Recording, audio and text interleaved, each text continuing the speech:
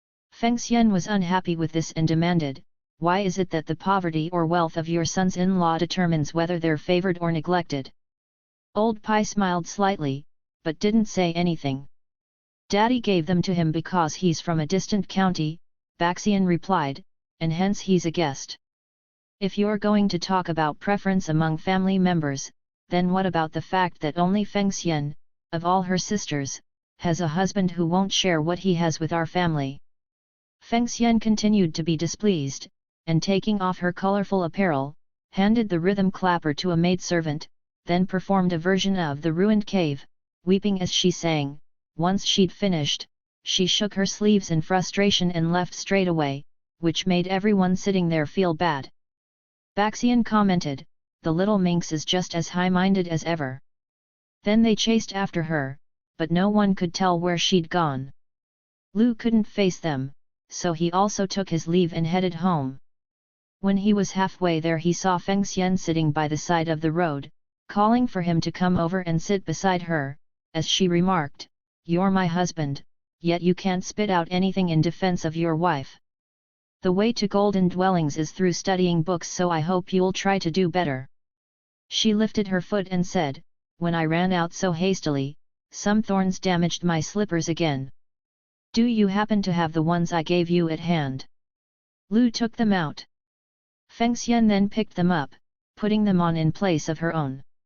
Lu begged her for the torn pair. "You're such a rogue," she smirked. "What kind of fellow takes a woman's things and then wants to hoard them secretly to remember her? I'll give you something so you can see me whenever you want." Then she took out a mirror and handed it to him, saying, "If you want to see me, you'll find me in your books, otherwise, we'll never meet again." As soon as she finished speaking, she vanished. Sad and dispirited, Lu went home. When he looked in the mirror, he saw Feng Xian standing with her back to him, as though gazing at someone who was off in the distance 100 paces away.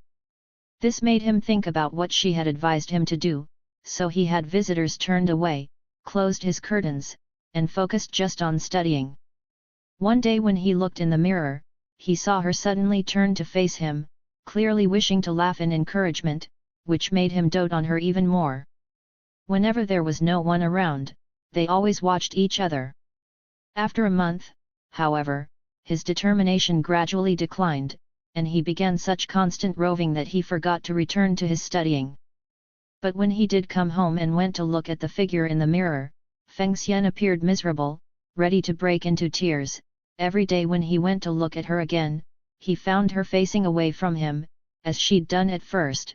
He began to realize that this was due to his having discontinued his studies. Thus he shut his doors in order to read and study intensively, continuing round the clock, refusing to stop. A month passed, and Feng Xian's image again turned to face him. He tested his hypothesis like this: every time he neglected his studies, the image appeared sorrowful, but after a few days of painstaking study, she would appear to be smiling. Accordingly, he hung it up where he could always see it, so it would function like a tutor to guide him. In this way, 2 years went by, then he took a civil service examination and succeeded. Overjoyed, he cried, "Now I'll be able to see my Feng Xian." When he swept up the mirror and gazed into it, he saw her long, curved, painted eyebrows, and her smile revealing teeth like perfect melon seeds, as he happily held her image there in his hands, looking just like she was right there in front of him. His love for her was unbounded, and he fixed his eyes on her image obsessively. Suddenly in the mirror she appeared to laugh, and said, "Now I know why they say there's a sweetheart in the mirror image, and a beloved in the painting." Then as he looked around in pleasant surprise, he discovered Feng Xian seated right beside him. He took her by the hand, and when asked about how her father and mother were doing, she replied, "Since we were separated, I haven't yet been able to return home to my family, for I shut myself off in a cliffside cave in order to experience a share of your hardship." Lu went to attend a banquet in the prefectural center, and Feng Xian asked if she could join him. They rode there together, though people they passed would look straight into Feng Xian's face without seeing her. Afterwards, as they were about to return home,